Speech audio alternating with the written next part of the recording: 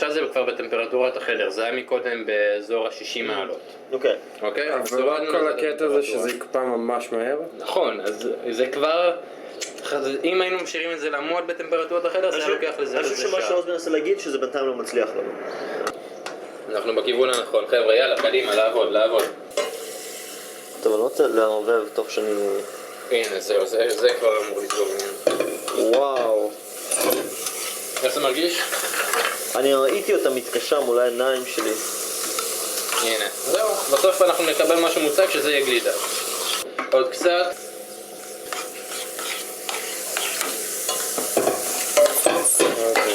ככה תמיד מכינים גלידה? לא. לך. רק בלתי שפויים כמוכם. טוב, תקשיב, זה אבל מוזר, זה פשוט קשה. בוא נראה.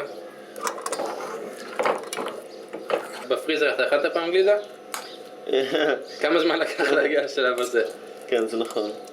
טוב, יאללה, עוד קצת ואנחנו שמה. מזלג?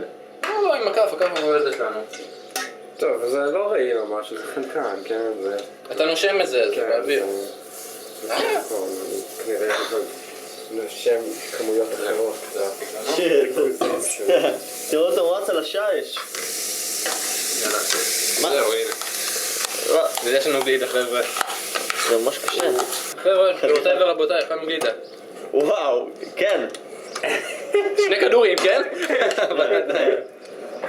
טוב, מי רוצה לטעום?